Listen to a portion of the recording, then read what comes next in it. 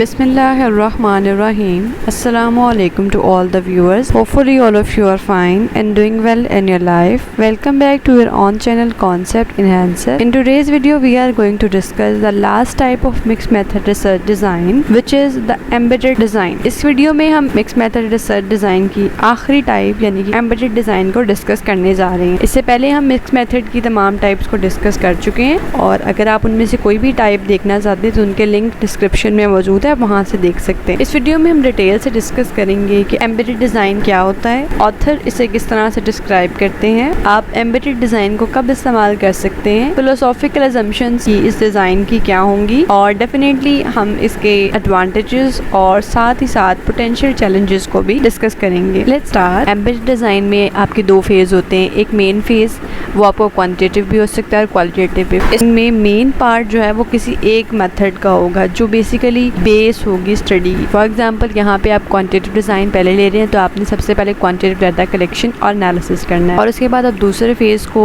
इसके बाद भी कर सकते हैं, इसके दौरान भी कर सकते हैं और इसके पहले भी कर सकते हैं। जैसे पहले आपने क्वांटिटेटिव किया तो नेक्स्ट आप क्वालिटेटिव करेंगे। फॉर एग्जाम्पल आपने क्वांटिटेटिव के डाटा कलेक्शन टूल में आपके पास कोई आइटम था जिसपे पार्टिसिपेंट्स ने एग्री या डिसएग्री कर दिया किसी भी एक सर्टेन पॉइंट पे, तो आप जानना चाहते हैं उनकी एग्री या डिसएग्री करने के पीछे क्या थॉट्स थी, तो उसके लिए आप क्वालिटेटिव डाटा कलेक्शन भी करेंगे। इसलिए इसको एम्बेडेड डिज़ाइन कहते हैं क्योंकि आप एट ए टाइम क्वालिटेटिव अगर कर रहे हैं तो उसमें आप किसी भी चीज़ को नंबर्स में फाइंड करने के लिए आप क्वांटिटेटिव डाटा कलेक्ट भी कर सकते हैं और इस तरीके से अगर आप क्वांटिटेटिव कर रहे हैं तो उसमें किसी सर्टेन पॉइंट पर आकर आप क्वालिटेटिव डाटा कलेक्ट भी कर सकते हैं। उसके बाद आप इंटरप्रिटेशन करेंगे। क्लियर? क्रेसवेल, प्लानो, क्लार्क ने 2003 में एम्बेडेड डिज़ाइन को इस तरह से डिस्क्राइब किया। The embedded design is a mix method design in which one data sets provides a supportive secondary role in a study based primarily on the other data type. Embedded design mixed method research design की एक type है जिसमें researcher के पास जो एक data set है वो आपकी स्टडी की बेस होती है, उसकी बेस पे आप स्टडी को कंटिन्यू करेंगे और उसके बाद जो दूसरी डाटा टाइप है उससे आप इन डेप्थ इन्फॉर्मेशन कलेक्ट कर सकते हैं। Clear? Purpose of using it, embedded design को आप किस लिए इस्तेमाल करते हैं देखिए, to address different questions that call for different methods. आप डिफरेंट क्वेश्चंस को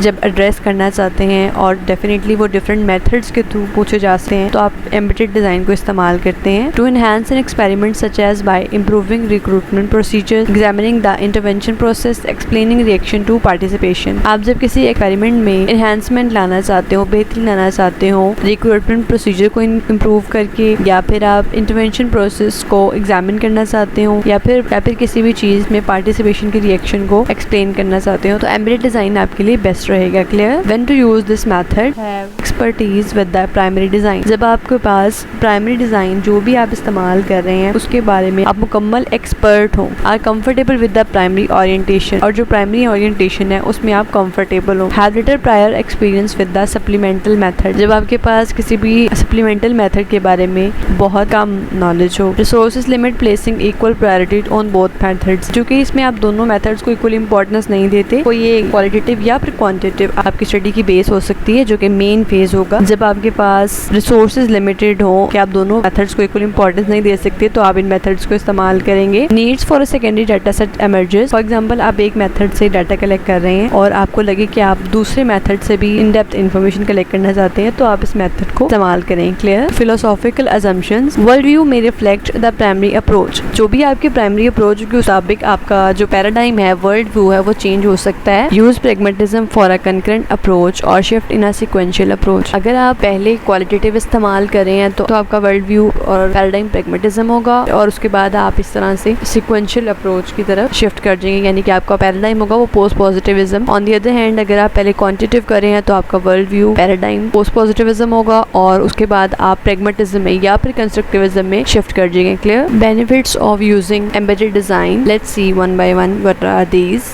मे require less time and fewer resources. Embedded design आप कम टाइम में भी कर सकते हैं और दूसरे आप इसके लिए आपको बहुत ज़्यादा रिसोर्सेज की ज़रूरत नहीं होती। Improve the larger design with supplemental data. Larger design को आप सप्लीमेंटल डाटा से इम्प्रूव कर सकते हैं, यानी कि जो सेकंड फेज है उससे। फिट्स टीम अप्रोच वेल, ये टीम अप्रोच है, इसमें आप एज ए टीम बहुत अच्छा परफॉर्म कर सकते हैं, एज ए टीम बहुत अच्छी स्टडी कंडक्ट की जा सकती है। May be able to publish result separately, इसमें आप इस काबिल भी होते हैं कि आप अपने रिजल्ट्स को सेपरेटली पब्लिश भी करवा सकें जर्नल्स में। Appealing to those familiar to traditional designs, उनके लिए बहुत ज़्यादा इंटरेस्टेड है जो कि ट्रेडिशनल डिज़ाइन से बहुत ज़्यादा फेमिलियर हो। Clear limitations, no doubt embedded design के बहुत से एडवांटेजेस हैं लेकिन इसी कुछ लिमिटेशंस भी हैं। Let's see what are these. Need expertise in primary design and mix methods. इसमें रिसर्चर को इतना एक्सपर्ट होना चाहिए कि वो प्राइमरी डिज़ाइन में और मिक्स मेथड में बहुत ज़्यादा एक्सपर्ट हो, क्योंकि जो मेन फेज़ है प्राइमरी डिज़ाइन है वो चाहे क्वालिटेटिव हो चाहे क्वांटिटेटिव हो तो उसमें रिसर्चर को एक्सपर्ट होने की ज़रूरत है। और मिक्स मेथड में भी कि उसने किस तरह से मिक्सअप करना है अपनी स्टडी को, क्वालिटेटिव और क्वांटिटेटिव को, इसमें भी उसे एक्सपर्ट होना चाहिए। Must specify purpose for collecting the supplemental data. Researcher को ये लाजमी प्रोवाइड करना पड़ता है कि अगर वो सप्लीमेंटल डाटा कलेक्ट कर रहा है तो वो क्यों कर रहा है, उसका क्या पर्पस है, यानी कि सेकेंड फेज जो वो कंडक्ट कर रहा है अपनी स्टडी का उसका मेन पर्पस क्या है। Must decide when to collect supplemental data. और रिसर्चर को ये भी सिलेक्ट करना पड़ता है कि वो कब सप्लीमेंटल डाटा को कलेक्ट करेगा। Results are difficult to integrate. अब रिजल्ट्स क्वालिटेटिव के भी हैं क्वांटिटेटिव के भी हैं, तो रिजल्ट्स को इंटीग्रेट करना थोड़ा सा रिसर्चर के लिए मुश्किल हो जाता है। Must consider treatment bias if qualitative data collected during experiment.